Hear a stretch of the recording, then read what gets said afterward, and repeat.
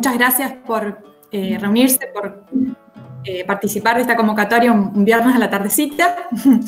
Para aquellos que no conozcan o que nunca hayan participado de ningún encuentro virtual, para explicarles un poco lo que es Encuentro en sí mismo, es un espacio abierto desde el cual tratamos de pensar y hacer ciudad. Nuestro modo de trabajo es interdisciplinario y tratamos de elaborar proyectos que transformen de manera positiva la calidad de vida de los ciudadanos y de la ciudad en general. Tiene una representación política en el Consejo a través de los concejales Leandro González y Lucas Simoniello, que hoy están presentes. Particularmente estamos convocados porque mañana, 31 de octubre, se celebra el Día Mundial de las Ciudades. Este año, Naciones Unidas invita a destacar un particular lema que es el de valorar nuestras comunidades y ciudades. Es en ese marco en el que hoy estamos convocados para una segunda edición de lo que desde Encuentro llamamos Encuentro por las Ciudades. El año pasado, en el 2019, se hizo la primera edición de este Encuentro por las Ciudades, del cual participaron alrededor de 120 personas. La verdad que fue un encuentro muy fructífero en el cual se generaron instancias de intercambio y de debate, no solo en torno a cómo vivimos las ciudades y cómo las planificamos y diseñamos, sino también cómo las gobernamos, cómo se gestionan y cómo se financian, que no son cuestiones menores en este contexto de contemporaneidad. Este año, si bien tenemos la particularidad de estar en un contexto de pandemia, no queríamos dejar pasar la oportunidad de hacer un segundo encuentro, al menos de forma virtual. En esta oportunidad tenemos el agrado, la dicha de tener a Liliana Rainero. Ella es arquitecta, docente, investigadora de la Universidad Nacional de Córdoba y forma parte del grupo de investigadoras en arquitectura y urbanismo feminista. Particularmente, Liliana nos va a introducir en esto de repensar el territorio desde nuevos paradigmas y cómo podemos pensar en las contribuciones que se hacen desde la perspectiva de género. Como grupo, como encuentro, creemos que el accionar conjunto de una amplia diversidad de actores puede contribuir a generar ciudades más sostenibles y con más equidad, no solo en términos sociales, sino también territoriales. Repensar el territorio desde un enfoque con perspectiva de género puede ayudar a la construcción de ciudades en las cuales las personas sean el centro de las decisiones. Agradecemos infinitamente la presencia de Liliana, agradecemos también la presencia de Lucas y de Leandro como representantes políticos, y vamos a dar también la bienvenida a la intendenta de la ciudad de Santo Tomé, Daniela Cuesta, que nos va a dar unas palabras al respecto. Gracias, Daniela, por participar también desde una mirada de área metropolitana.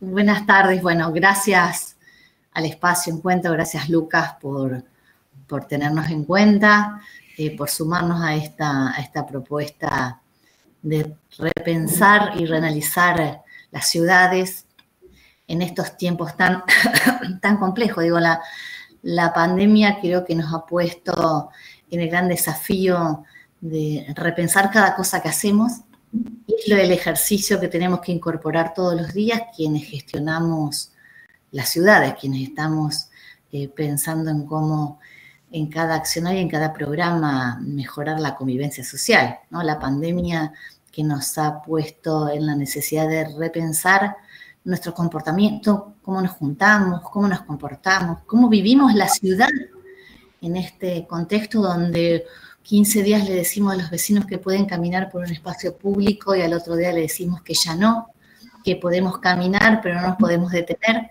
y cómo la participación y la concientización social y el diálogo entre el del Estado con las organizaciones no gubernamentales, con la sociedad civil, es la única herramienta válida para llevar esto adelante. Nosotros lo estamos viviendo en estos días donde ya hemos abandonado la idea de amenazar al vecino con ponerle multa o meterlos presos. No se puede vivir en un contexto donde estemos todos amenazados, donde estemos todos asustados. Pasamos de generar pánico y nosotros mismos en nuestros mensajes tuvimos que irnos adaptando. Al principio era quédate en casa porque entonces así nos cuidamos, pero después los casos se dieron igual, entonces parecía que un caso significaba el fracaso de todo lo que hicimos. Entonces, ¿cómo lo vamos viviendo? Y en ese contexto, ¿cómo pensamos la ciudad más allá de esto? Creo que esto de tomar la pandemia como una oportunidad también nos permite pensar bueno, si somos capaces de pensar que hay cosas que van a quedar para siempre, ¿por qué no pensar que esta nueva mirada no se puede aplicar a estos otros ámbitos de convivencia, ¿no? Si vamos a tener que convivir de otra manera, ¿cómo no pensar que tenemos que diseñar el Estado de otra manera y tenemos que generar políticas públicas mucho más participativas? Digo, si hoy más que nunca nos dimos cuenta que si no escuchamos las necesidades de los vecinos, difícilmente el mensaje que le demos y las acciones que generemos en ese sentido tengan que ver con lo que necesitan, traspolándolo a la vida cotidiana de la ciudad.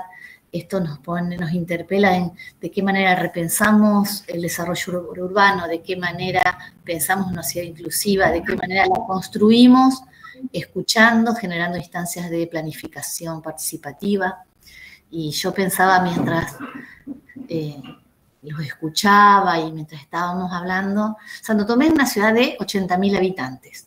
Se los cuento así cortito como para que nos pongamos así en tema concreto de la ciudad. Pegadito a la ciudad capital, pero que hace muchos años decidió mantener todo lo que podía su concepto de pueblo, ¿no? Esto hemos reivindicado históricamente que nosotros somos una ciudad donde todos nos conocemos. Y hoy ya no nos conocemos todos, pero todos tenemos un conocido en común. Y a veces hasta parientes en común, ¿no? Pero eso nos llevó a diseñar una ciudad chata, ¿no? Este concepto de sostener la idea de pueblo hizo que como ciudad definiéramos no los edificios en altura, entonces generamos una distribución de la ciudad territorial tan grande y hoy tenemos altísimas demandas de servicios en sectores donde no podemos llegar. Entonces estamos rediscutiendo en los ámbitos legislativos, pero con mucha vinculación con las organizaciones que trabajan en desarrollo urbano, es cómo rediseñamos una ciudad sin pensar en hacer rascacielos, pero sí pensando en concentrar un poco más el desarrollo urbano para que todos tengamos acceso a los servicios. Fortalezcamos la estructura urbana de manera que donde hay cloaca, donde ya hay cloaca, donde hay agua corriente, donde hay todos esos servicios, podamos profundizar el desarrollo urbano. Y esto se hace en ciudades como la nuestra, donde hay tanto concepto de pueblo con mucho diálogo, ¿no? Con mucho entender que no vamos a transformar la ciudad en otra cosa, pero que tenemos que buscar la manera de responder a las necesidades de vecinos que se vinieron a vivir a Santo Tomé de terrenos, porque en la capital hay pocos, pero que se han ido tan lejos de donde hay una infraestructura urbana que les va a llevar mucho tiempo lograr esa infraestructura que necesitan. En un mundo donde las demandas de mejora de calidad de vida son naturales, lógicas y crecientes, ¿no? Entonces, y el desafío y lo que me encantó de esta propuesta de encuentro es pensarlo desde la perspectiva de género. Yo soy intendente y soy mujer, pero soy de la generación formada del machismo. A ver, nosotras también, cuando nos dicen cuál es la mirada femenina de la gestión, no le estamos encontrando esa vuelta, porque venimos de esas estructuras partidarias que nos permitieron llegar desde aperturas de generosidad, desde aperturas, pero que no responden a la lógica general de la política. Entonces, también nos hemos adaptado a esas viejas lógicas y tenemos que deconstruirnos para asumir la mirada femenina y la perspectiva de género en lo que hacemos. Así que para mí es una gran oportunidad de repensar, así como todos los días intentamos que la coyuntura no nos lleve a impedirnos pensar la ciudad en términos de mediano y largo plazo, ese término de desarrollo sostenible. También creo que en estas nuevas miradas y estas decodificaciones, estos nuevos paradigmas que tenemos que ir incorporando, también son aspectos fundamentales que tenemos que ir aprendiendo, incorporando en la gestión, participación, planificación estratégica, pensar en el futuro y que lo que hagamos hoy no solamente nos beneficie a nosotros, sino también en el futuro, aún los cambios acelerados y dinámicos que tiene nuestra vida en comunidad, pero fundamentalmente hacerlo incorporando las nuevas miradas, las nuevas perspectivas, que son un desafío de todos los días. Así que yo, más que agradecida. Pensar que el bacheo no es solamente evitar que un auto se rompa, que el bacheo es lograr integrar a los ciudadanos de cada lugar, que cuando definimos un plan de pavimento lo hagamos en términos de conectar barrios e interconectarnos y generar oportunidades de acercarnos más allá del bienestar o no la plusvalía que pueda generar en la propiedad de cada persona. Esa mirada de desarrollo sostenible creo que se puede aplicar desde cuando hacemos una planificación de embellecimiento de la ciudad y lo hacemos en diálogo con los vecinos, tratando de que así como la pandemia nos impone la concientización y la incorporación de nuevas miradas en la vida cotidiana, también cuando hacemos un jardincito de un microbasural hay una mirada social y hay un comprender que la ciudad es ese ámbito de convivencia donde todos en nuestra casa tenemos que sentirnos cómodos, tenemos que sentir que tenemos las condiciones de realizarnos y de sentirnos parte, ¿no? Así que, bueno, agradecida con esto y Julia hizo una presentación, pero me parece que Liliana se merece además algún detalle que me pasó Lucas, que lo voy a leer porque corresponde hacerlo, que bueno, Liliana es además de arquitecta y egresada y docente de la Facultad de Arquitectura y Urbanismo y Diseño de Córdoba. Ha tenido una participación importantísima en la docencia en el Instituto de Investigación de Vivienda y Hábitat, dirigiendo y codirigiendo proyectos sobre temas que interseccionan políticas habitacionales y territoriales desde una perspectiva feminista, que además dicta cursos de posgrado en diferentes facultades, coordinando el programa de género de la Universidad Nacional de Córdoba entre 2002 y 2015, que fue directora de SIGSA, que es una ONG que trabaja temáticas vinculadas al hábitat y el territorio de una perspectiva de género, que coordinó la red Mujer y Hábitat de América Latina entre 2002 y 2012. Desde ese lugar, desde ese rol, fue responsable de la ejecución de diversos programas regionales, implementando en América Latina espacios públicos e indicadores urbanos de género. Cuenta con publicaciones y artículos sobre el tema. Se desempeñó en la función pública en el área de planeamiento urbano de la Municipalidad de Córdoba, además de realizar consultorías y asistencia técnica a gobiernos locales sobre políticas públicas, habitacionales y ordenamiento territorial desde la perspectiva de género, entre otros, por ejemplo, la revisión del Plan de Ordenamiento Territorial de la Alcaldía Mayor de Bogotá, bueno, y realizando además consultoría apoyadas por CAECID, Cooperación Española. La verdad que es un placer y es un gusto comprender, aprender y poder ver cómo las mujeres podemos incorporar esta perspectiva de género en cada uno de los lugares que nos desempeñamos. Y cómo la transversalidad y la integralidad que tiene la perspectiva de género es real y nos interpela a repensarla, a reanalizarla, a reeducarnos en la perspectiva de género en cada uno de nuestros ámbitos. Así que gracias y bueno, vamos a escuchar a Liliana, que es quien nos convoca a partir de la propuesta del Espacio de Encuentro Santa Fe. Y la verdad, bueno, agradecer por supuesto al Espacio Encuentro a través de Jerónimo. Recién hablábamos antes de comenzar que mi primer encuentro con todos los colegas abogadas y abogados fue en el Congreso de Ushuaia de Derecho Administrativo, donde yo era la única arquitecta.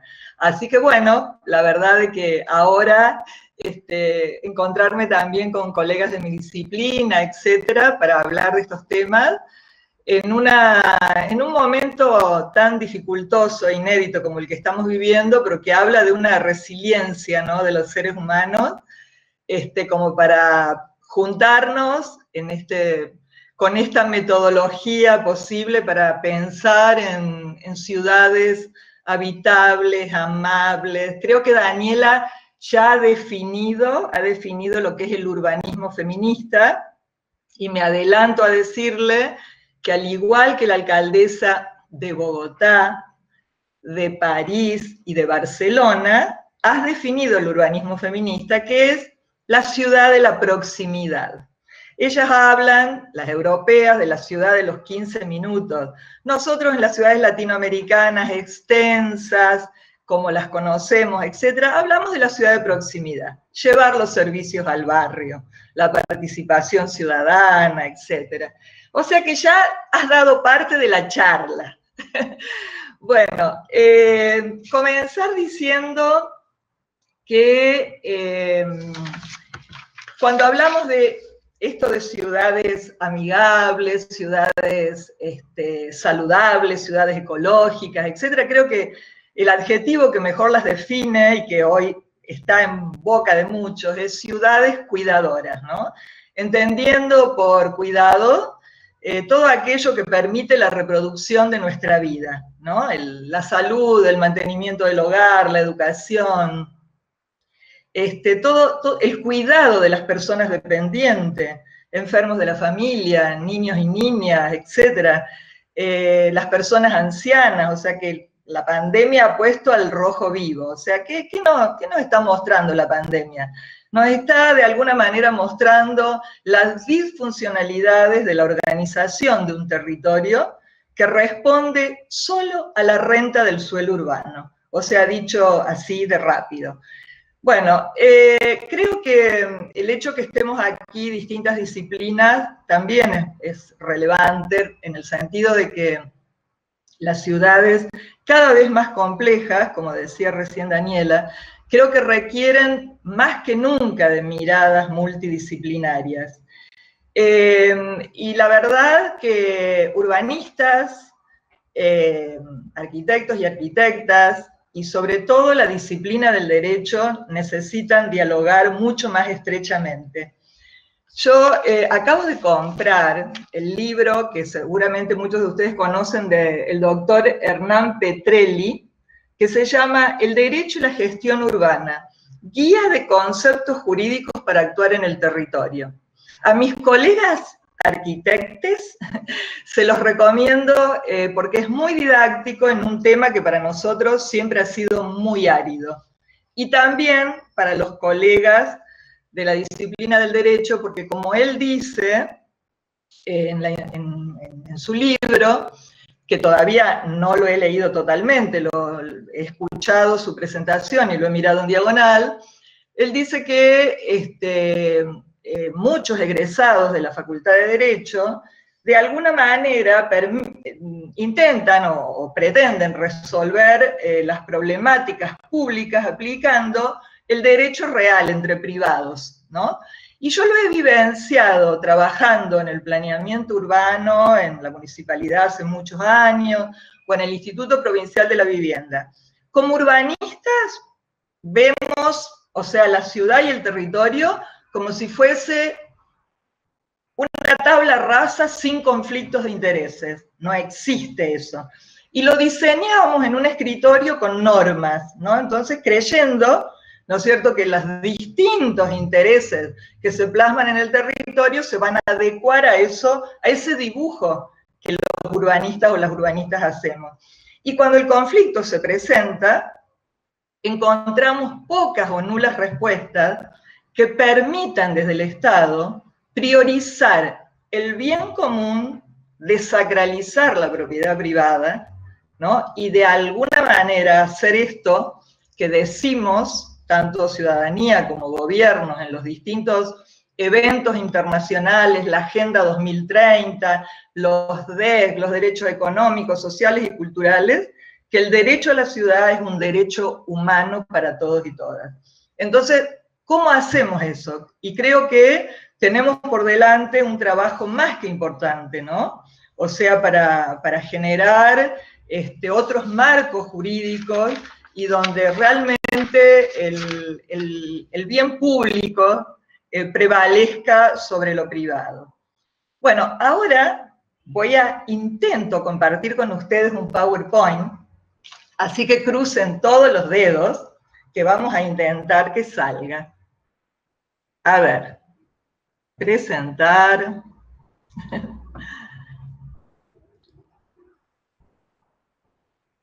Compartir. Bueno, ¿se está viendo? Sí, Liliana, perfecto. Perfecto, bueno. Eso ya me deja tranquila, o sea que dimos el primer paso. Pero ahora me fui, ¿qué pasó? ¿Qué habré tocado? ¿Qué habré tocado? Estás presentando, dice. Sí, se ve bien, Liliana, acá la presentación. Pero yo no lo veo. Ajá. Muy bien. ¿Qué debo hacer? Con un escape, a ver si te sale la barra de abajo.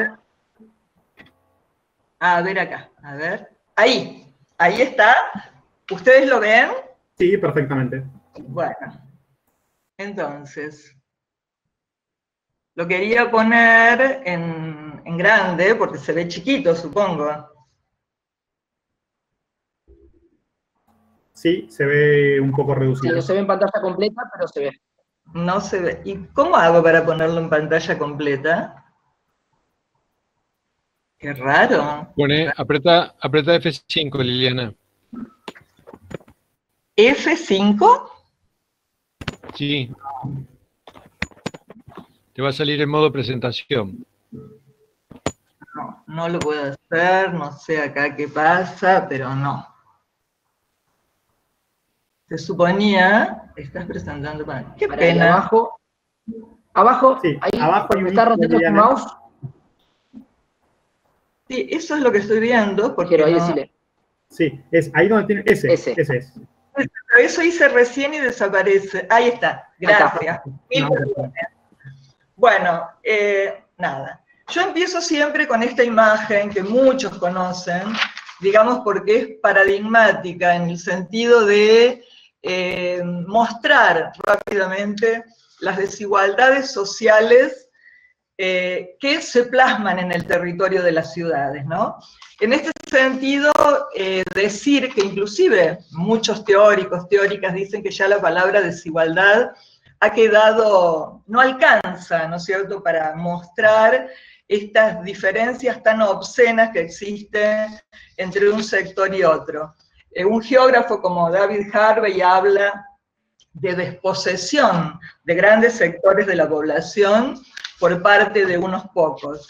Otros han acuñado el término de extractivismo urbano, ¿no es cierto?, tomado de la megaminería, de los cultivos de soja, etcétera, donde dicen que hay extractivismo en las ciudades, siendo el suelo urbano el bien removido por el capital. O sea, donde el suelo, un bien común en las ciudades, es reconvertido a favor de intereses privados a través de vías institucionales que a veces, digamos, incluso con mecanismos no legales consentidos por el Estado, y en marco de proyectos que no tienen por detrás una consulta a la ciudadanía. En ese sentido nos alejamos, ¿no es cierto?, de lo que decimos querer promover, que es el derecho a la ciudad como un derecho humano, el derecho al hábitat. En ese sentido, partimos, ¿no es cierto?, de pensar de que el ordenamiento territorial es tan solo una herramienta técnica y que por detrás hay siempre decisiones políticas. O sea que ese es el primer punto a considerar. Que cuando hablamos de presupuesto, recién Daniel hablaba, ¿no es cierto?, de las pequeñas, que no son pequeñas obras en la ciudad. ¿Qué priorizamos? ¿Una vía rápida que va a conectar un barrio cerrado de la periferia de la ciudad? ¿O un centro infantil que va a posibilitar en un barrio a las madres trabajar? Son decisiones que implican cómo priorizamos y cómo aplicamos el presupuesto de la ciudad, que es, digamos, el presupuesto de todos y todas. ¿A quiénes se beneficia? ¿Cómo impactan las decisiones? Según sector social, según género, etnias, edades, procedencia. La ciudad no es igual para todos de ninguna manera. Y eso es lo que intentamos decir cuando hablamos de urbanismo desde la perspectiva de género. Dos conceptos claves para acordar desde dónde estamos hablando. Cuando hablamos de feminismo, ustedes habrán escuchado muchas veces, tanto a mujeres como a hombres, decir, no, yo no soy feminista porque el feminismo y el machismo, o el feminismo es la contracara del machismo.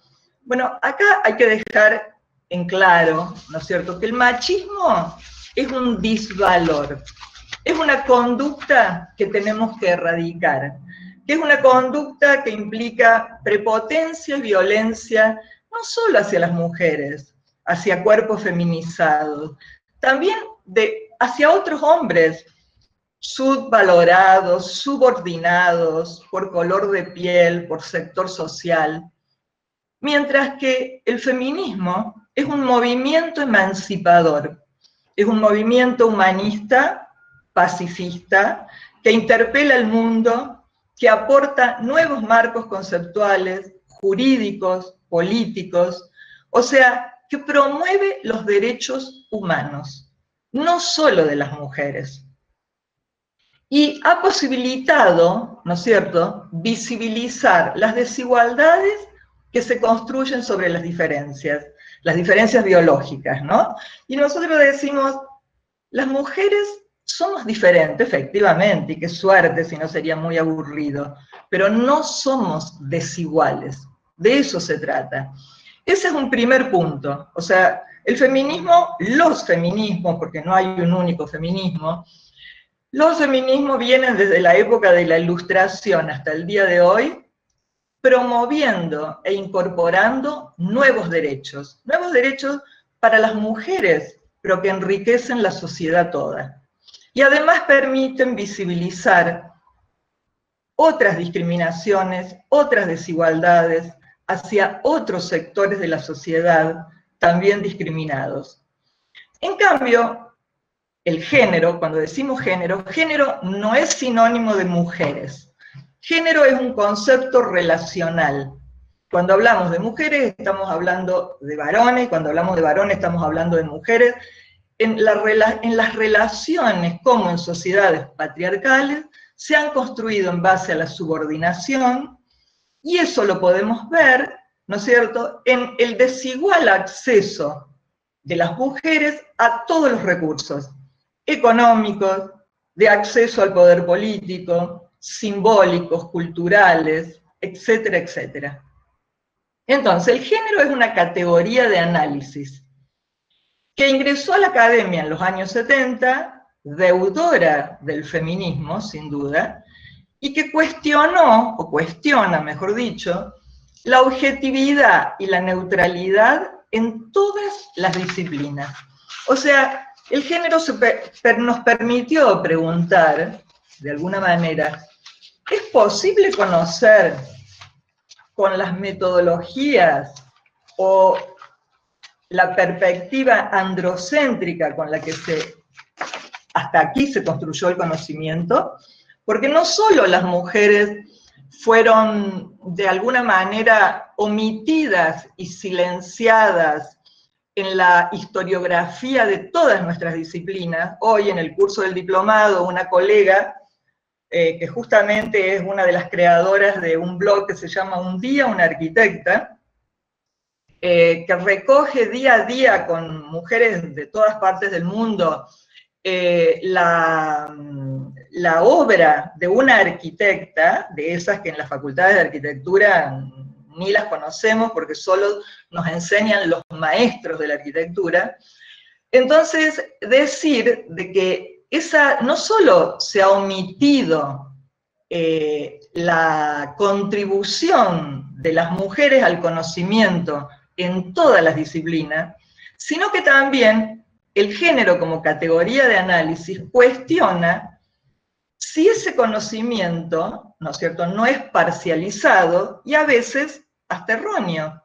Hoy, por dar un solo ejemplo, en la medicina comienza a descubrirse de que la sintomatología para las mujeres cuando hay una patología cardíaca es muy diferente a la de los hombres, y antes las mujeres morían, ¿no es cierto?, porque pretendían tener los mismos síntomas que los varones, porque es el cuerpo masculino, y no solo el cuerpo masculino, sino el varón, como el referente de lo universal.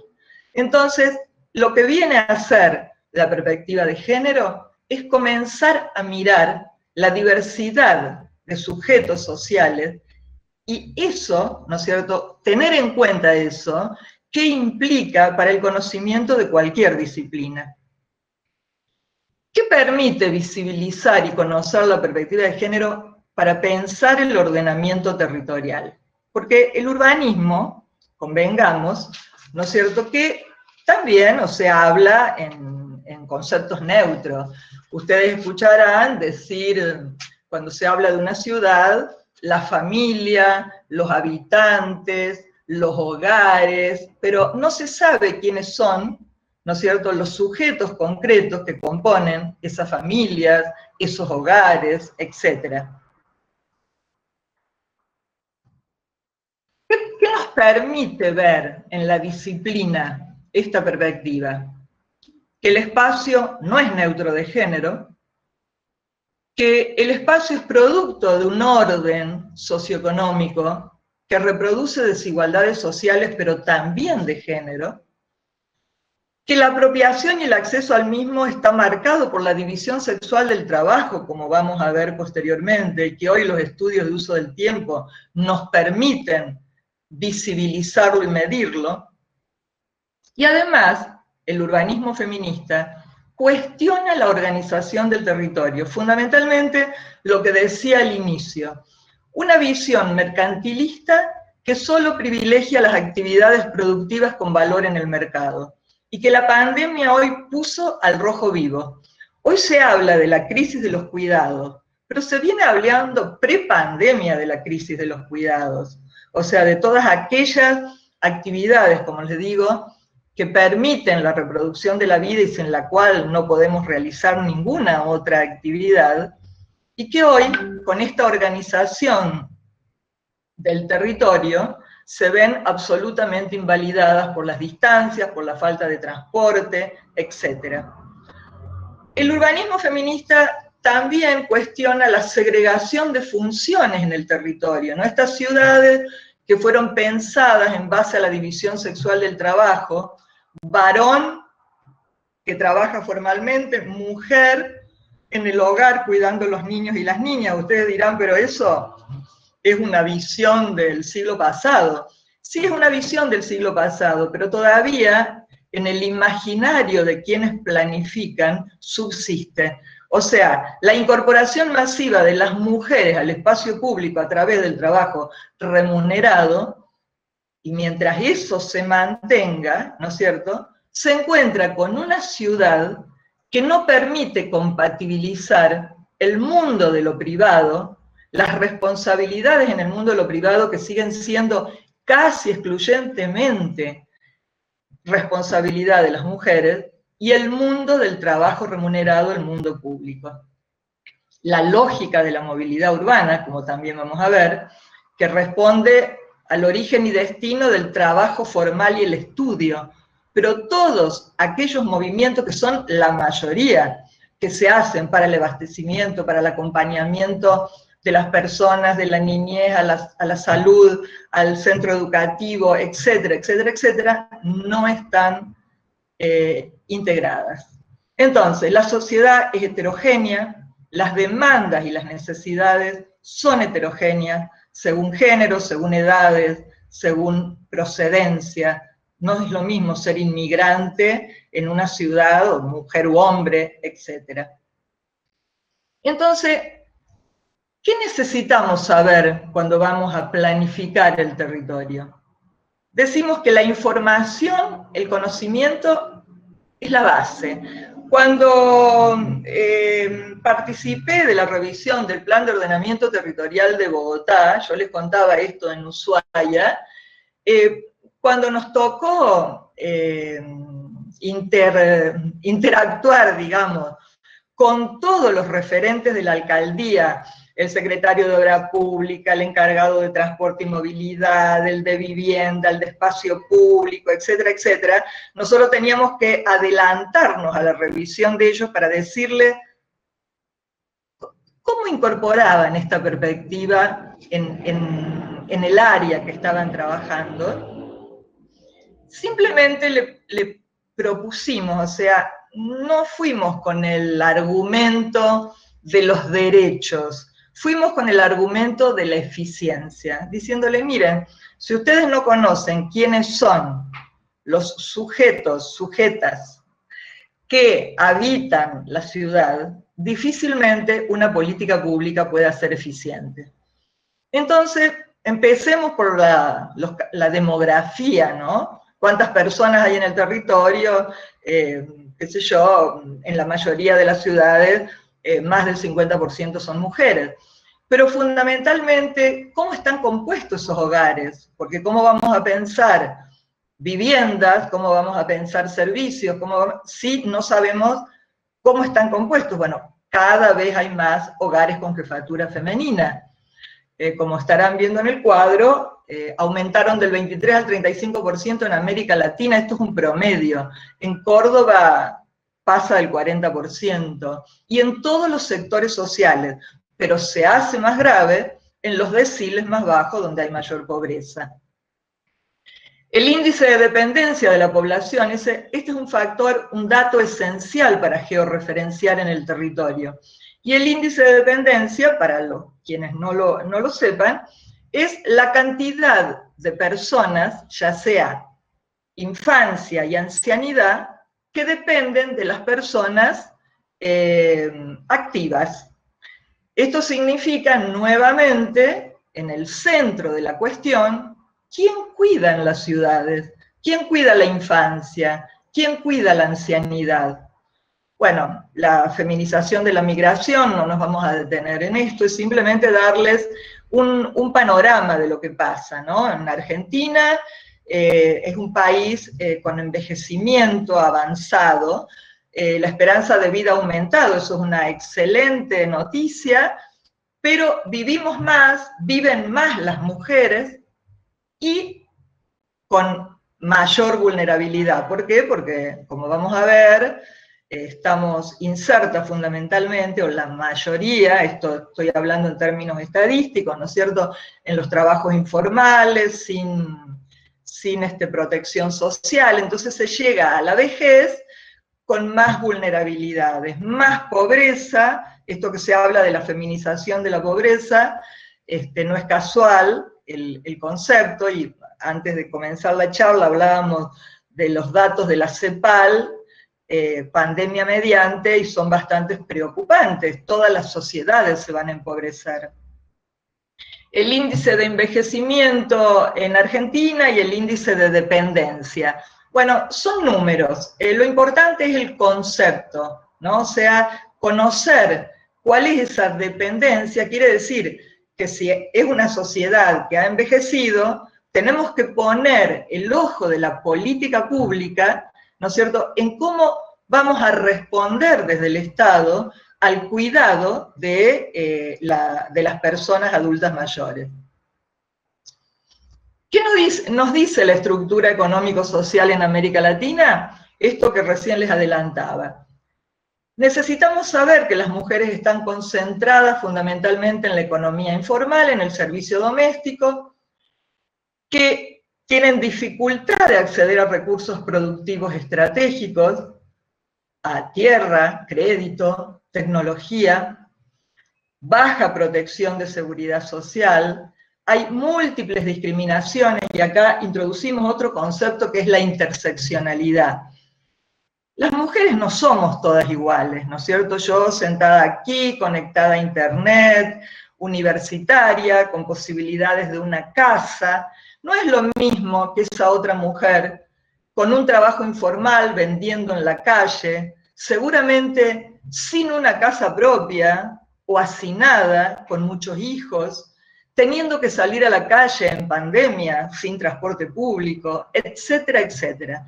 Entonces, la política pública, cuando pone el foco, lo tiene que poner primero, o mejor dicho, priorizar, aquellos sectores que más los necesitan.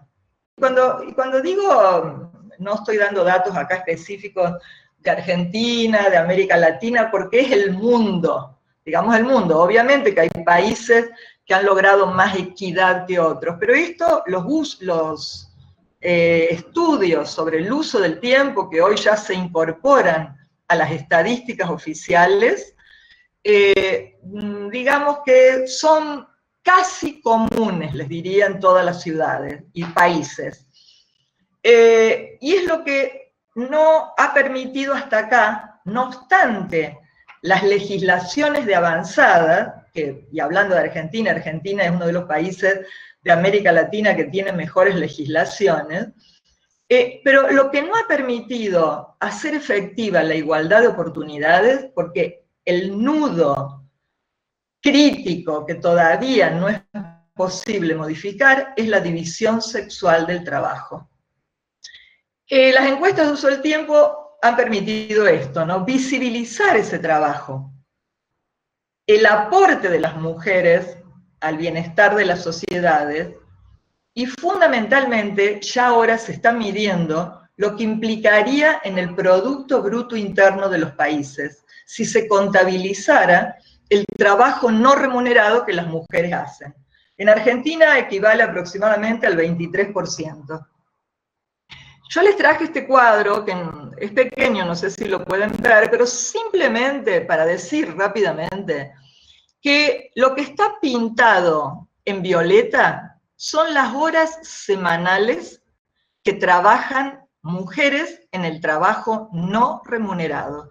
Léase como trabajo no remunerado esto que decíamos al principio, ¿no? Todo aquello que sostiene la reproducción de la vida. El alimento, el cuidado de las personas dependientes de la familia, la limpieza, el acompañamiento a madre, padre, enfermo, enferma, al centro de salud, etcétera, etcétera.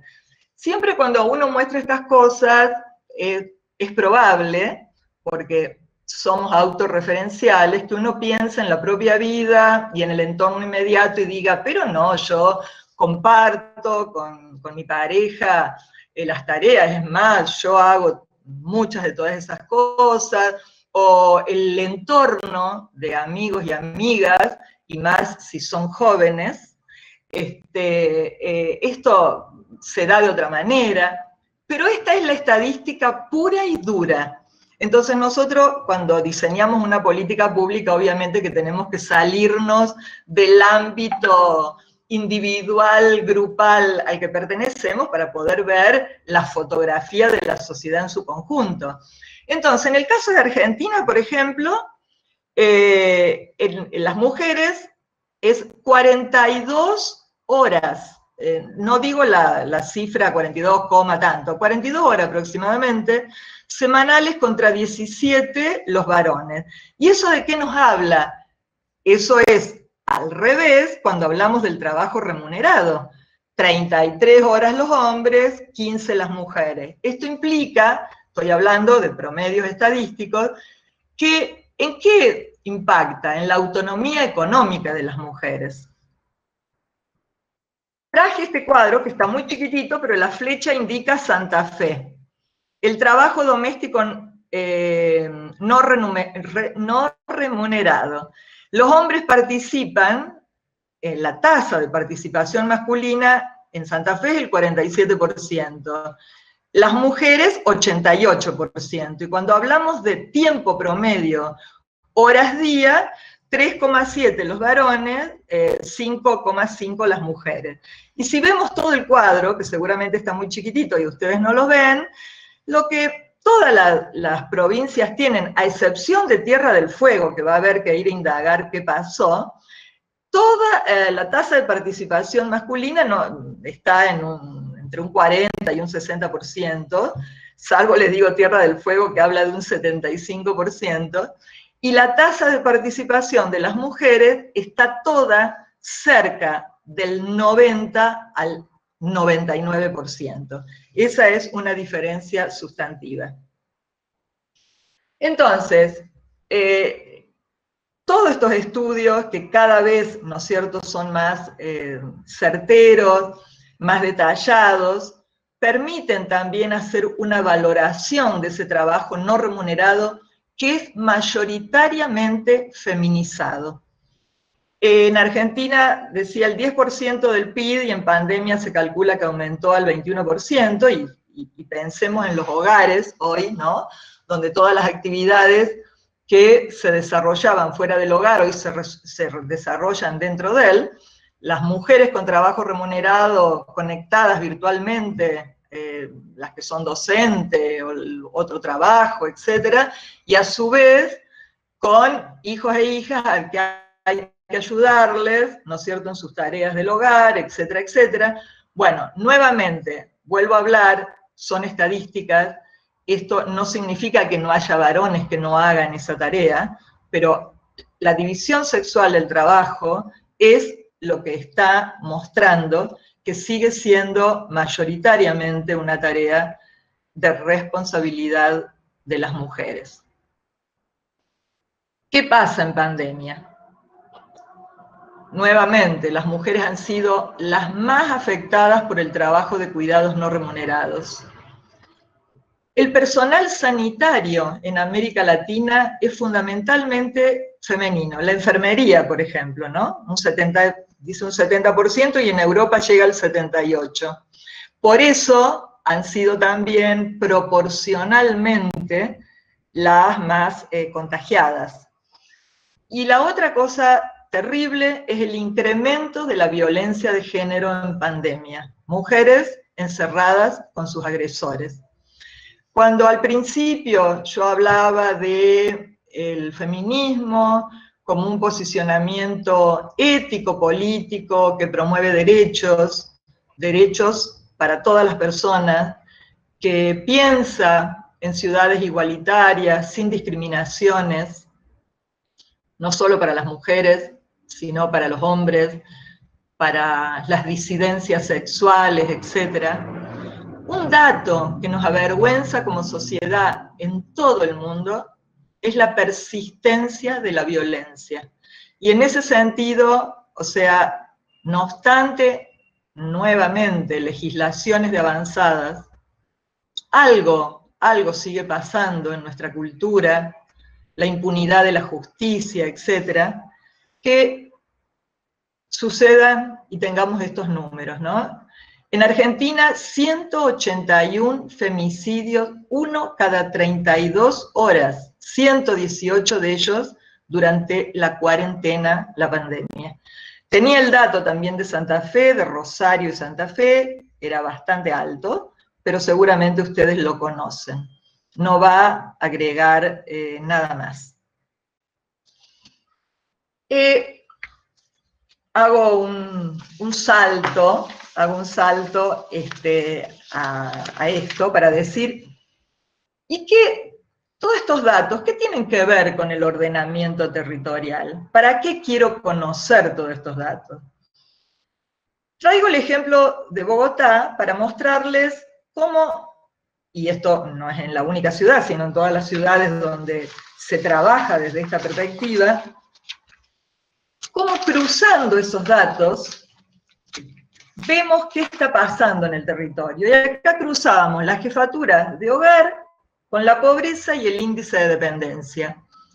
¿Y qué veíamos? Veíamos que en aquellos barrios donde había más déficit de infraestructura y de servicios, donde prácticamente no había conectividad para el transporte, donde había la mayor cantidad de jefaturas de hogar y el mayor índice de dependencia. ¿Eso qué significaba?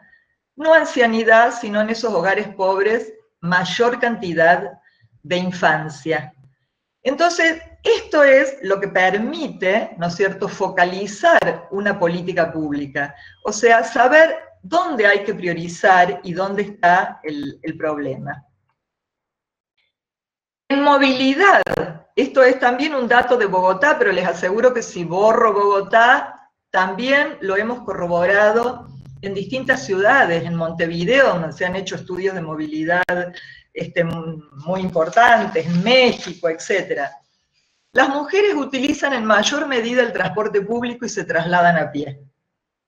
Viajan con niños y cargas adicionales, realizan viajes acompañando a otras personas de la familia, es lo que hablábamos antes, producto de la división sexual del trabajo. Tienen viajes pendulares en el territorio. ¿Esto qué significa? De que yendo al trabajo formal o informal, dejan su niño en un centro de cuidado, salen del trabajo, pasan a hacer la compra cotidiana o le llevan a su madre o padre anciano el abastecimiento que no pueden hacer por sí mismos. Entonces son viajes pendulares en el territorio y eso está estudiado. Entonces cuando confrontábamos el estudio de Bogotá sobre el transporte, que tienen un buen transporte público, ahora con Transmilenio, etcétera, nuevamente, el estudio de viajes de origen y destino se basa fundamentalmente en el trabajo productivo, entre comillas, que esos son los viajes considerados obligados, y no consideran otro tipo de movilidades. Cuando veíamos todo eso, la mayoría de los viajes son estos viajes considerados no obligados, y que son fundamentalmente que no se hacen de manera radial, que une periferia con centro, sino que une barrio con barrio de manera transversal. Bueno, de acuerdo a la estructura que cada ciudad tenga, su topografía, etc. Pero esto en términos generales.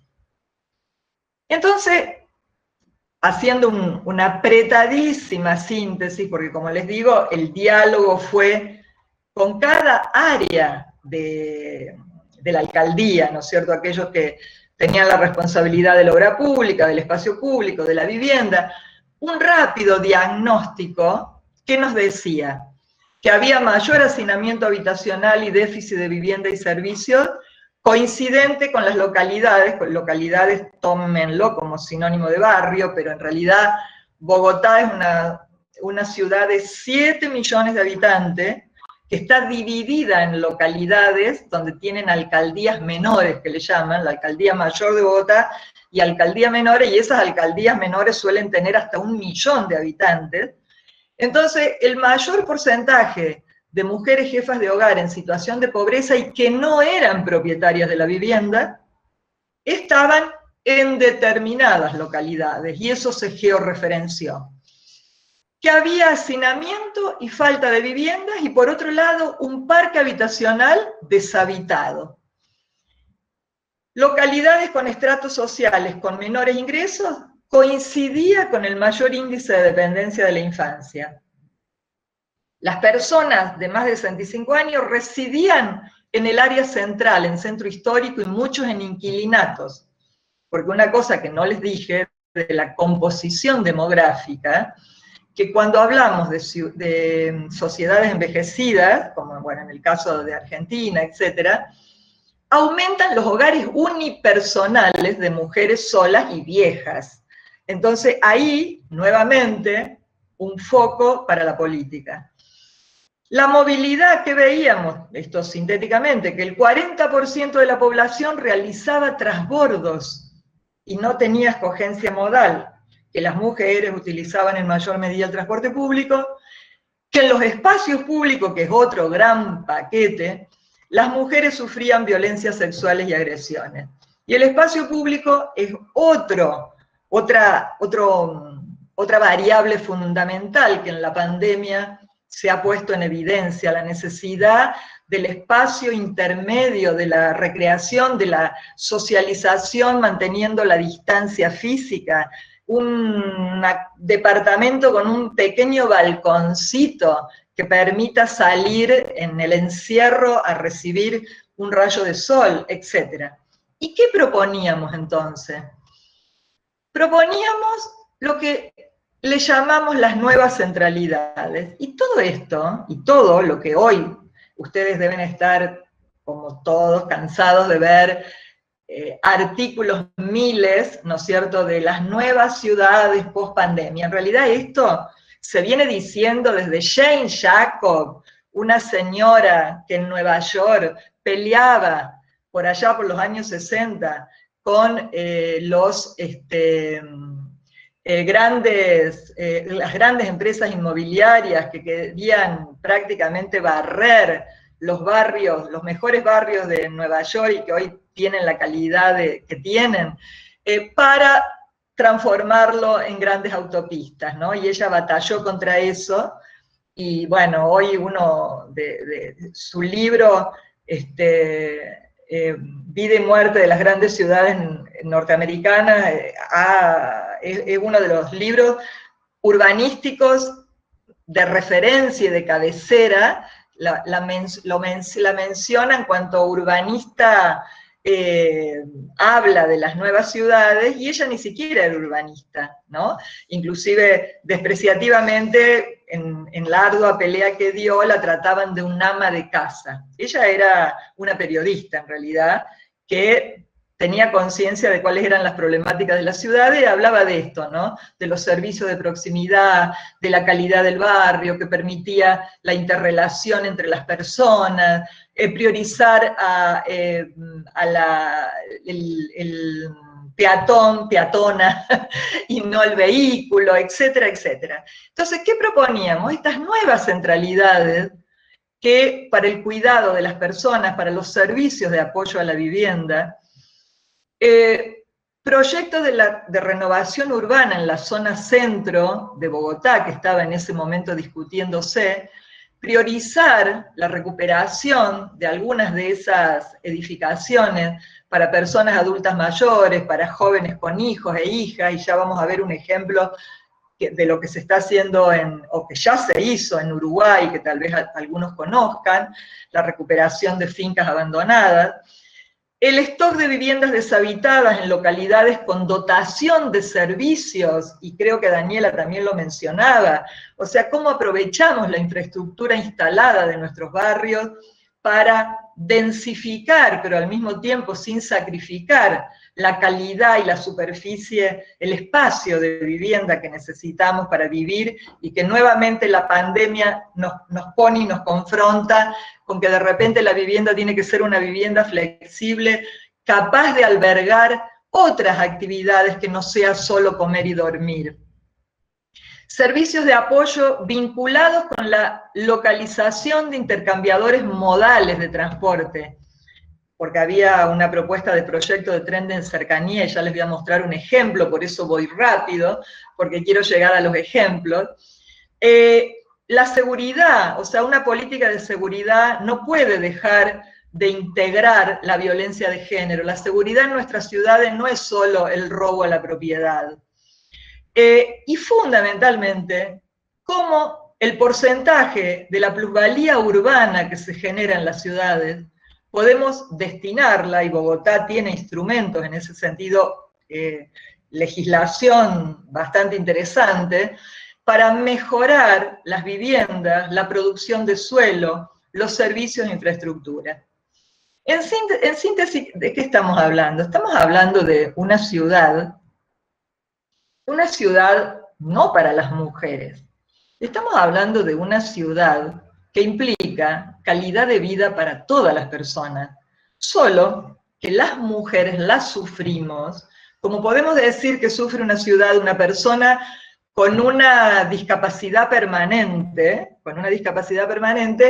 y que se encuentra con una ciudad agresiva para todo aquel, ¿no es cierto?, que se encuentre con que no tiene una rampa y le resulta inaccesible llegar a algún lugar. Yo tuve una discapacidad transitoria por la quebradura de un pie, y en la propia Facultad de Arquitectura daba clase en un primer piso donde no había ascensores. Una facultad nueva, les aviso, ¿no? Un edificio adaptado a...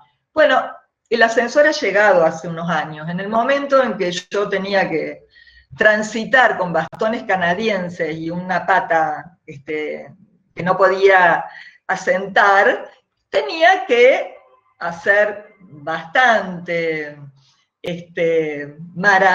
maravillas, por así decir, para poder acceder al taller donde me tocaba dar clase. Bueno, algunas acciones territoriales, para decirles que esto no es hablar de urbanismo feminista hoy, por suerte, si bien, o sea, acá estamos viendo el vaso lleno, si vemos, nos ponemos un poquito más estrictos, tal vez todavía hay declamación más que concreciones, pero se están elaborando cosas. Entonces, por ejemplo, en México, un sistema de puntaje para viviendas que en los barrios, en los nuevos barrios que se construyen, se incorpore equipamiento, esto es servicios de apoyo a la vivienda. El proyecto de fincas de Uruguay, que se los voy a mostrar específicamente, la recuperación de... Perdón, te pido disculpas la interrupción solamente y por las dudas, para avisarte que se dejó de compartir la presentación. No puedo creer. Sí, pero recién, hace minutos, no, hace segundos. A ver, ¿ahí está compartida? No, todavía no. ¿Y qué tengo que hacer, digo yo? Me escapo de nuevo, a ver, guíame, por favor. Probá de nuevo con presentar ahora, si te parece, y... Pero no tengo el icono acá. A ver, veamos. Escapo. No pasa nada. Y no me aparece... A ver. A ver. No es así. Esto es así, presentar ahora. Estoy encima con unos anteojos prestados que no sé si veo más o... Ahí está. Ahí, a ver, ahí. Espero. Compartir. ¿Ahí se ve? No todavía, pero ahí está comenzando de nuevo. Perfecto.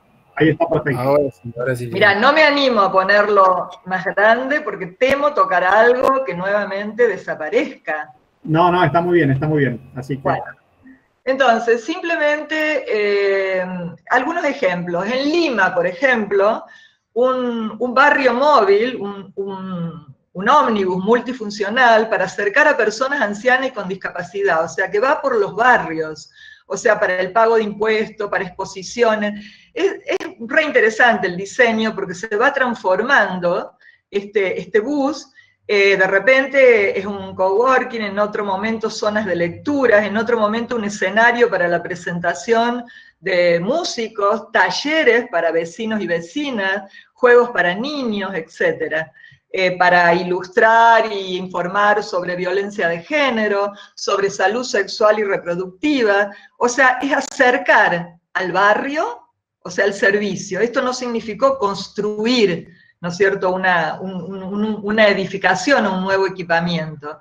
Bueno, Bogotá, lo que les comentaba, o sea, que la cooperación española editó en su momento la experiencia de este acompañamiento para revisar el plan de ordenamiento territorial, que en ese momento no se concretó el plan en su conjunto porque hubo serios conflictos políticos en la alcaldía, y hoy, recién hoy, con la nueva alcaldesa, se ha retomado el plan de ordenamiento porque ellos lo renuevan cada 12 años, y una de las propuestas que tiene justamente es la ciudad cuidadora. Ese es el lema con el que ha llegado la alcaldía, y ahora está proponiendo estos servicios de proximidad que hablábamos al inicio. Bueno, otro ejemplo, dice, impulsan espacios urbanos con perspectiva de género en México. Bueno, en Canadá, ciudades inclusivas. En Viena, un barrio, que este barrio ya es de los años 90, donde el municipio de Viena convocó solamente a mujeres arquitectas para que diseñaran en una zona bastante interesante de Viena, en un área consolidada, un barrio con perspectiva de género y feminista.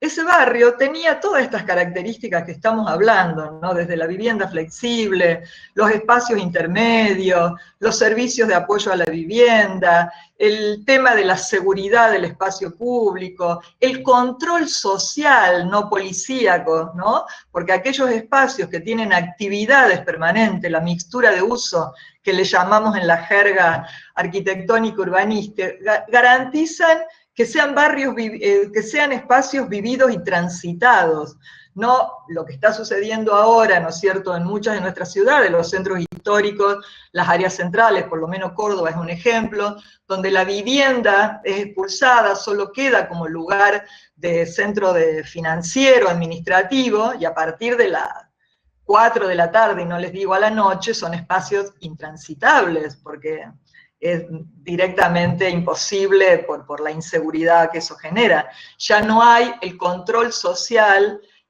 que genera el cine, el bar, la vivienda, etc. Ese barrio de Viena luego se transformó en normativas urbanísticas que hoy rigen para todas las construcciones o las nuevas construcciones que se hagan. Otro ejemplo que quería comentarle es en Nagareyama, Japón, el área metropolitana. Era una ciudad que prácticamente se estaba despoblando, o sea, había solo personas mayores. Entonces el intendente, muy inteligente, dijo, ¿qué hago? ¿Qué hago para que esta ciudad vuelva a tener vida, atraiga a parejas que quieran tener hijos, hijas, etc.? Y apuntó, y nuevamente, la división sexual del trabajo. ¿Qué hizo? En aquellos nudos de los transportes principales que mueven a millones de personas en determinados horarios para el trabajo, puso centros de acogida de los hijos e hijas de las parejas que iban a trabajar.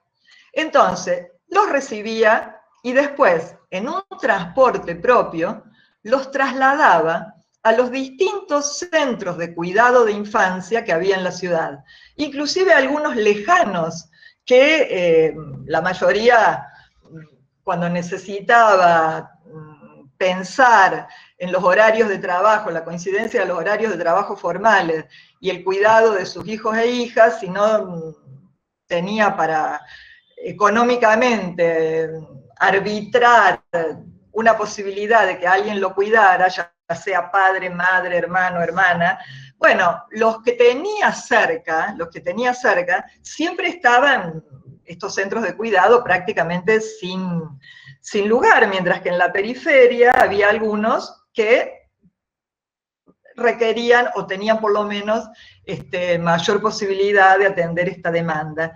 Entonces, desde la alcaldía, digamos, se encargaban de distribuirlos, luego los retiraban, claro, esto sucede en Japón nomás, pero digo, acá lo que quiero marcarles es la importancia de la división sexual del trabajo. Los retiraba a las 6 de la tarde, a la hora de la salida del trabajo, y volvían sus padres y madres a buscarlos al lugar donde los habían dejado. Y si había una demora, este centro de recepción estaba abierto hasta altas horas de la noche, inclusive se les daba la cena, si era necesario, a un precio módico a esos niños y niñas. Bueno, ¿qué les quiero decir con esto? Que en unos años, por supuesto, sumado a otras políticas de promoción, pero esta fundamentalmente, que apuntaba a la promoción del cuidado, más otras calidades de vida de la ciudad, aumentó el índice de fertilidad superior al resto de las ciudades de Japón. ¿Por qué? Porque con una política activa. Entonces, bueno, justamente promovió,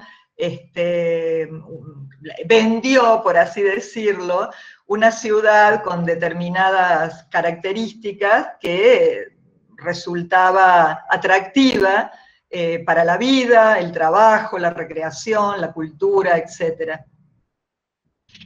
Uruguay, este es el caso que quería mostrarles, el proyecto de fincas abandonadas. Simplemente hay una publicación de esto, que si pueden acceder a ella, les puedo mandar el link, etc. Muy interesante porque está todo el proceso de recuperación en el área central, y también en áreas aledañas, pero sobre todo áreas con alta concentración, consolidadas o semiconsolidadas y con infraestructura instalada. Entonces ver cuáles eran, primero las identificaron en un mapa, si existía propietario activo, si el propietario estaba dispuesto a negociar, si tenía deuda o no tenía, bueno, todo un proceso donde la intendencia interviene, accede al bien, pasa responsabilidad del Departamento de Desarrollo Urbano, se gestiona el bien, se toma en custodia, se define y especifica un destino, se acuerda con el destinatario y hay un mecanismo de traslación del dominio y transferencia del bien al municipio cuando eso sucede.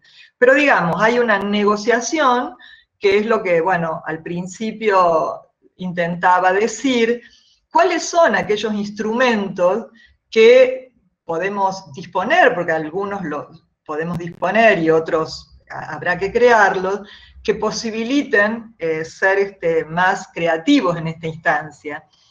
Y esas viviendas, una vez recuperadas, algunas en franco abandono, pero inclusive un patrimonio doméstico, arquitectónico, urbanístico interesante, porque el patrimonio cultural y arquitectónico no es solo la obra, no sé, la catedral, etc. Hay un patrimonio doméstico que hace inclusive a la identidad de las ciudades, y que está, como en este caso, en franco abandono, porque los propietarios o las propietarias no lo pueden sostener, mantener, etc., y bueno, son recuperados.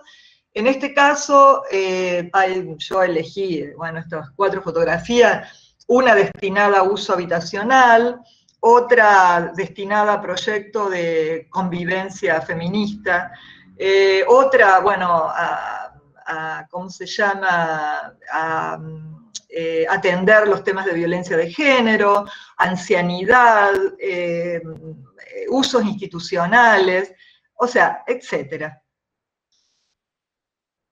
En este sentido, para ir cerrando, digo, ¿qué queremos decir con esto de la perspectiva de género, etcétera? ¿Qué vino a poner sobre blanco sobre negro, por decir así, el urbanismo desde esta perspectiva? Vino a visibilizar de que no es posible seguir pensando las ciudades, ¿no es cierto?, como si fuera una población homogénea, que hay diversidad en ella, de que esa visión parcializada, sesgada, de hablar en neutro, como les decía al inicio, habitantes, familias, hogares, nos hace equivocar respecto a dónde están las demandas reales, dónde están las problemáticas.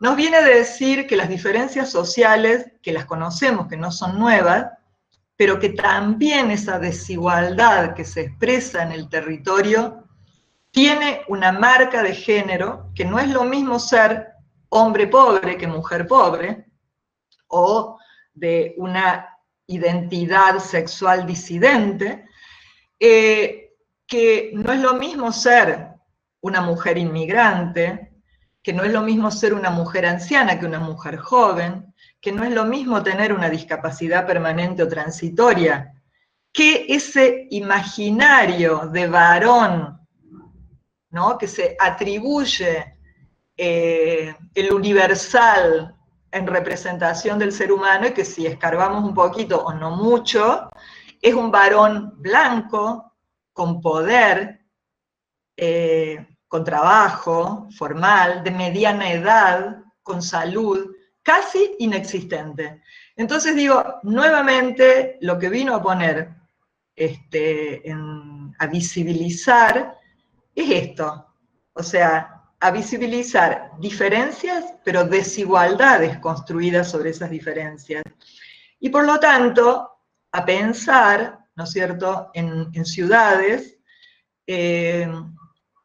donde el derecho a la ciudad, que ya decía Henri Lefebvre hace muchos años, y hoy, insisto, la Agenda 2030, que nuestros gobiernos han suscrito, de ciudades sostenibles, resilientes, de asegurar vivienda entendida como hábitat, no como un techo para todas las personas, la interdependencia de la vivienda con la ciudad, de la vivienda con la ciudad y la ciudad con la naturaleza, con los bordes urbanos, con la ruralidad. Por eso hablamos de territorio y no solo de ciudad, si bien son las ciudades las que más ha impactado, impactan pandemias como las que estamos viviendo, pero también las ciudades son los lugares, ¿no es cierto?, de la interacción social, donde nos permite el construir y el pensar colectivamente, de pensar sociedades y mundos mejores, donde el conocimiento de la alteridad de los otros y las otras. Entonces, eso es lo que ha venido a poner o a decir el urbanismo feminista. Como augurio, digamos, la directora a cargo de la unidad ejecutora del PROMEVA en Buenos Aires han sacado una resolución donde dice que en todos los planes urbanos de integración sociourbana o planes de sector que surjan o que sean solicitados, serán incorporados al censo que se realiza una vez, perdón que acá he copiado cualquier cosa, perdón, me he equivocado, a ver si está acá. Bueno, nada, se los voy a contar. Bueno, lo que dice es de que se incorpora el urbanismo feminista.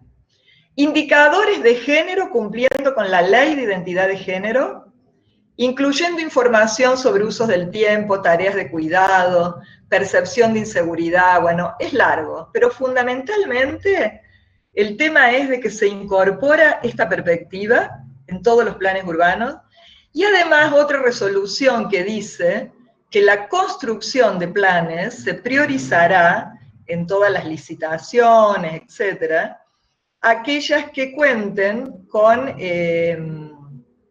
mujeres, con cupo de mujeres en la dirección, también en las cooperativas de vivienda, etc. O sea, ¿qué son estas? Son acciones políticas de acción positiva que de alguna manera están posibilitando acercar desigualdades históricas. Entonces, para cerrar, decir, ¿cuál es la apuesta del urbanismo feminista?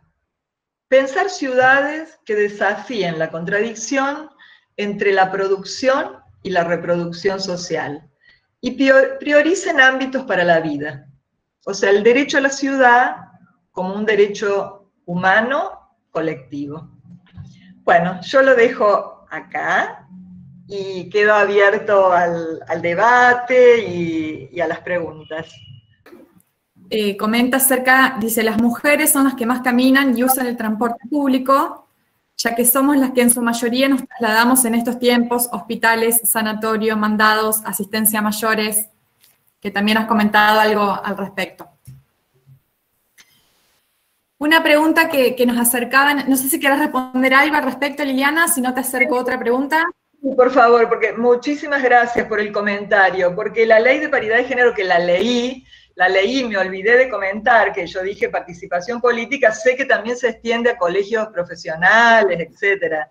O sea que exacto, es más importante. Mira, justamente, y volviendo al curso que les decía al principio, que hoy expuso esta colega Inés Moacet, bueno, se han hecho trabajos, se están haciendo inclusive en los distintos colegios de arquitectos y arquitectas, seguramente el de Santa Fe también, y viendo, es imponente porque en la Facultad de Arquitectura, sobre todo la de Córdoba, la matrícula, pero excede en creces mujeres. Pero cuando vamos a los colegios de arquitectura y vemos qué pasa con la matrícula, ahí vemos por qué disminuye, porque justamente división sexual del trabajo, la edad reproductiva de las mujeres, entonces ahí hay nuevamente, ¿no es cierto?, un parate. Hemos peleado muchísimo, no hay que decir la palabra pelea, como decía el otro día una feminista, el feminismo no utiliza palabras de guerra, lucha, pelea, pero en CONICET, para que la edad que estaba límite planteada para ingresar a carrera se extendiera a más de 30 años. Porque justamente, miren, es muy interesante esto cuando uno dice varón referente de lo universal, el ser humano. La ley Sáenz Peña decía que era universal, todas las personas podían ir a votar, pero sin embargo, para ir a votar en ese momento, había que estar empadronada en el servicio militar. Entonces la que rompió con eso y transgredió fue la famosa Lanternari, que fue y votó y se presentó a votar, la única mujer. Entonces digo, en esto lo mismo, o sea, no estaba prohibido, ni ninguna ley decía que como mujer yo no puedo ingresar a carrera de CONICET, o no puedo presentarme a tal trabajo, o a disputar un concurso de titular en la facultad. Pero ¿por qué no llegan las mujeres? Porque si bien no está explicitado, ese androcentrismo, sexismo, hay una realidad que se desconoce y que es justamente esa etapa de la reproducción que no tiene apoyo. Por eso hoy se habla de que el cuidado es una responsabilidad social y del Estado, no dejarla solo al arbitrio de los hogares individuales, los que pueden y los que no pueden. Y la otra cosa de la ley de cuidado integral, efectivamente, en Argentina, hoy mismo, por lo menos hoy me la mandaron, de que justamente que iba a salir. Yo tenía para darles el ejemplo de Uruguay, también, que ya desde el año pasado ya tienen una ley integral de cuidado, ¿no? Con servicios de infraestructura, etcétera, y hoy la Argentina, desde el Ministerio de la Mujer y Diversidad Sexual, que bueno, eso también es otro paso, ¿no? Que tengamos un ministerio, también, ojalá que se pueda hacer efectiva.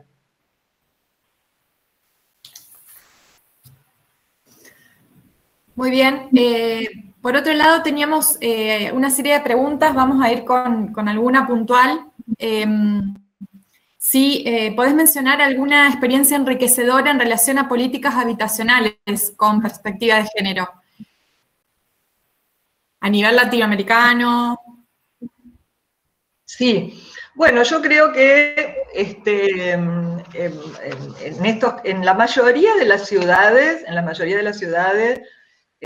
Bogotá es una de ellas, etcétera, bueno, fundamentalmente en Montevideo, etcétera, hay casos, en México, ese que les mostraba, o sea, de poner en los programas de vivienda, o sea, la cláusula de que la vivienda no es solo un techo, o sea, que la vivienda es vivienda más servicio, más trabajo, más recreación, más espacio público, etc. Entonces, en muchas ciudades, o sea, ya comenzó a incorporarse, ¿no es cierto?, de alguna manera, esta obligatoriedad de que, por ejemplo, en el caso del espacio público, no solamente contabilizarlo como metro cuadrado, que después esos metros cuadrados eran espacios remanentes que no constituían un espacio público, sino que tienen que tener determinadas características, determinadas dimensiones, que albergue determinado mobiliario, que esté ubicado en una centralidad que posibilite el acceso de todas las viviendas. O sea, yo creo de que en ese sentido se ha avanzado por lo menos, cuando en la última reunión de ONU Habitat, o esto que recién mencionábamos de la Agenda 2030, ya no se habla de vivienda, se habla de hábitat, porque justamente la localización es una de las variables que hace al hábitat digno, ¿no? Cuando dice que es un hábitat digno, gastos soportables, que la vivienda tenga determinadas características, no solo medida en dimensiones mínimas, y hay un punto central que es la localización. Y la localización implica justamente los servicios de proximidad. Entonces, yo creo que tenemos un gran trabajo por delante en nuestras ciudades latinoamericanas, argentinas, sobre todo en las grandes ciudades, ¿no? Con periferias absolutamente extendidas, donde llevar los servicios resulta la extensión de la infraestructura carísima. Ese terreno barato al inicio termina siendo carísimo, no solo económica, sino para la vida de la gente. Entonces, bueno, el desafío ahora es reurbanizar, ¿no? Seguramente no tendremos la ciudad de 15 minutos, pero podremos tener barrios con proximidad de servicios, acercar esos servicios a esos barrios. Y porque existen, no podemos hacerlos desaparecer, borrarlos. Entonces, ¿cómo se reurbanizan? ¿Cómo se lleva a esos lugares? Y yo creo que hay ejemplos, bueno, en favelas de Río, en Medellín. O sea, ninguna perfecta, sin duda, ninguna perfecta, porque vivimos en un sistema económico neoliberal donde los poderes y las diferencias son las que son. Pero digamos de que desde nuestra disciplina, yo siempre me gusta citar a una geógrafa británica, Doreen Massey, que falleció hace poco, que ella decía de que, consciente de todo esto, decía que no obstante eso, el espacio se transforma permanentemente y que nosotras, tenemos una obligación y una responsabilidad política y ética con la transformación de ese espacio. Entonces creo que lo que por delante tenemos es lo que Daniela decía, ¿no? ¿Cómo gestionar estas ciudades? Porque, a ver, desde la academia, yo puedo estar diciendo todo esto, ¿no? Acá, sentada, además, en la cocina de mi casa. Otra cosa es estar gestionando la ciudad. ¿Y cómo hacer para conciliar todos esos intereses tan diametralmente opuestos? Pero creo que la participación ciudadana, o sea, cuanto más gente diversa, la universidad, la academia, el centro vecinal, las organizaciones sociales. Yo creo que las organizaciones sociales que están trabajando en el territorio, y las de mujeres particularmente, por esto que decimos, no es porque seguramente que hay hombres y hombres maravillosos, y para decirles esto, ayer una feminista hizo un reconocimiento a feministas que murieron este año, ¿no? Feministas de estas que abrieron camino, una italiana, Rosana Rosanda, una francesa, una latinoamericana, y dijo, y un feminista, Quino. Y realmente, ¿no? Mafalda ha sido, en esas miles y miles de viñetas, ¿no es cierto?, alguien donde detrás la voz de Quino hablaba desde el feminismo, ¿no? Hablaba por su interés en el mundo, poniéndole una curita y cómo le dolía el mundo, había sacado inclusive una viñeta como ejemplo, porque me parecía bellísima respecto a lo que pensaba de la maternidad, del cuidado, etcétera, pero bueno, todos conocen a Mafalda, no hace falta. Entonces, ¿qué quiero decir con esto? Las organizaciones sociales que trabajan en territorio, las organizaciones de mujeres, hay un saber acumulado, no es que no sabemos.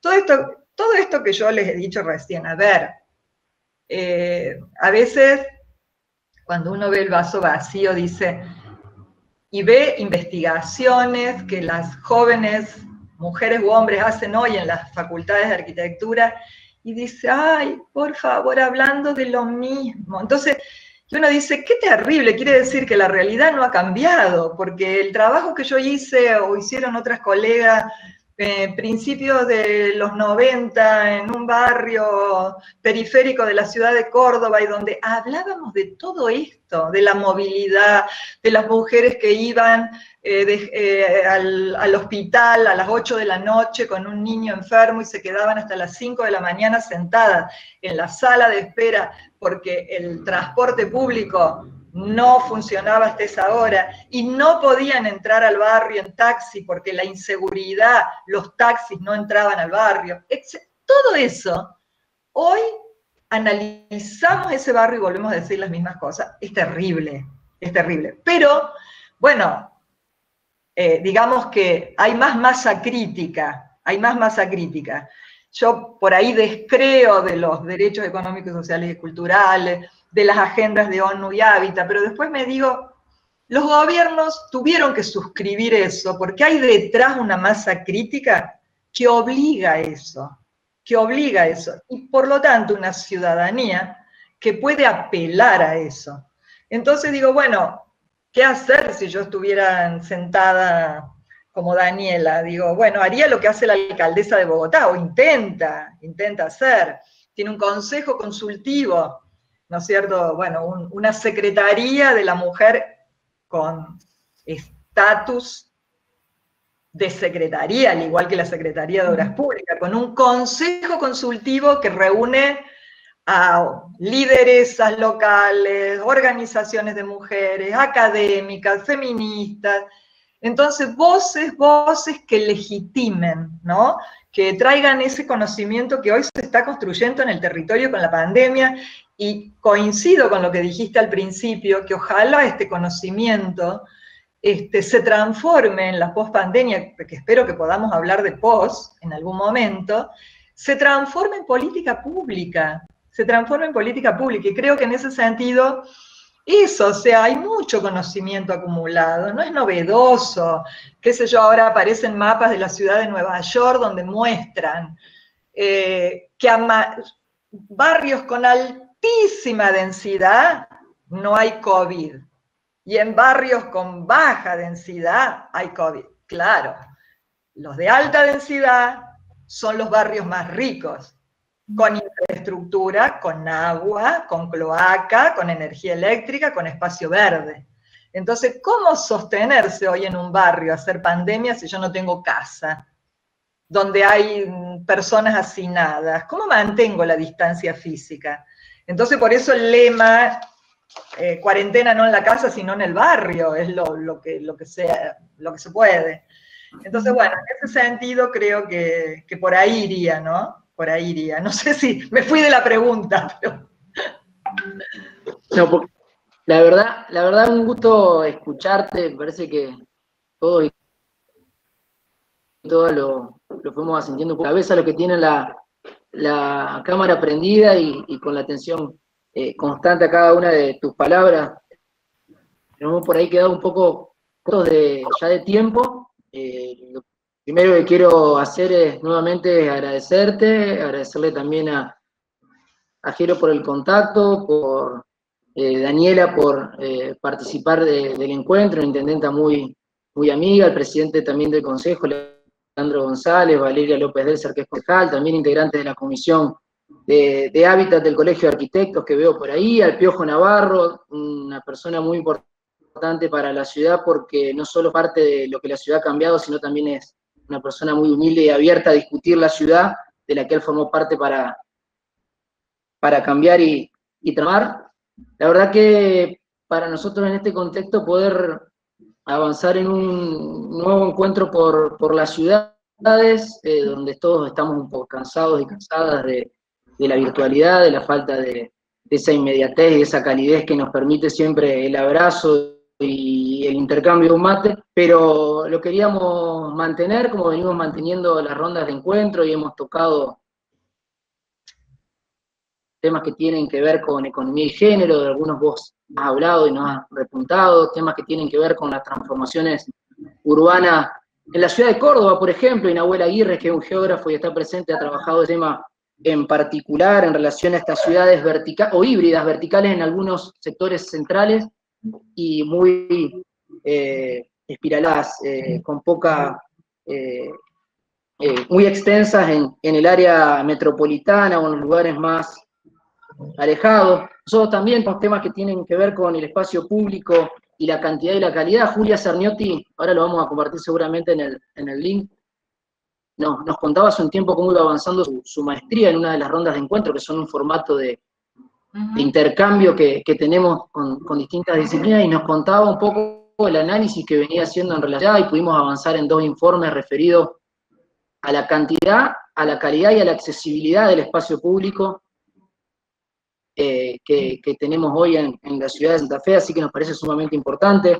En materia de movilidad, el espacio también cuenta con una consultora y los números que vos nos trasladabas son muy parecidos a nuestra ciudad. Pre-pandemia nosotros teníamos que el 33,5% de nuestros vecinos y vecinas, ciudadanos y ciudadanas, que utilizaban el colectivo, el 71% son mujeres. Caminando el 5,1%, pero el 58% son mujeres. En taxi, muy poco, el 3,1%, pero el 77% son mujeres. Y en el caso del auto, exactamente lo opuesto, el 60% casi son los varones. Así que creo que hay muchísimo por hacer. Nosotros nos convocamos muchas veces por esto, por las ciudades, por el territorio, por poder, la posibilidad de repensarlo, de entender que lo tenemos que abordar desde distintas miradas y disciplinas, y nos parecía sumamente rico e importante poder contar con vos en esta oportunidad, así que muchísimas gracias. La verdad que fue un gusto de inicio al final poder escucharte. Da la sensación de que estaría bueno seguir charlando y debatiendo y contando las cosas en las que hemos podido avanzar en la ciudad, pero también en los desafíos que nos faltan. En materia de suelo, venimos laburando mucho también, y hábitat y vivienda, la preocupación por el procrear, los precios del suelo, las soluciones habitacionales sin ciudad, la falta de una planificación por ahí y acciones concretas desde los gobiernos locales, y también de que los gobiernos nacionales escuchen a los gobiernos locales y los doten de herramientas y de presupuesto para poder llevar acciones concretas en el territorio. Creo que es muy importante, porque habla también de federalizar un poco la discusión realmente, y también las herramientas, porque los discursos pueden ser muy buenos, pero después se necesitan decisiones políticas firmes y presupuestos acordes para poder llevar adelante estas decisiones. Creo que queda muchísimo por hablar, por debatir. Ojalá nos volvamos a encontrar. Nosotros vamos a tratar de, como siempre, mantener las rondas de encuentro, el encuentro por la ciudad del año que viene, que ojalá que sea de forma presencial y podamos compartir muchas más palabras, miradas y opiniones sobre la ciudad, porque en definitiva es eso, es diversidad, y también es aprender a encontrarnos y entender que en base al diálogo lo podemos, y acciones concretas lo podemos transformar. Así que yo muchísimas gracias por acercarte, por tu tiempo, por tu generosidad, y a todos y a todas por la escucha atenta, por las opiniones y comentarios en el chat, y decirle que va a estar disponible seguramente lo que pone Franco, la información en las redes sociales y en la página. Así que bueno, muchísimas gracias, que tengan un buen fin de semana y que nos sigamos encontrando. Muchas gracias a ustedes. Gracias, Liliana. Por esta construcción colectiva, y quedo a disposición para todo lo que necesiten. Yo, mis colegas. Muchísimas gracias. Bueno, gracias a ustedes. Ha sido un gusto.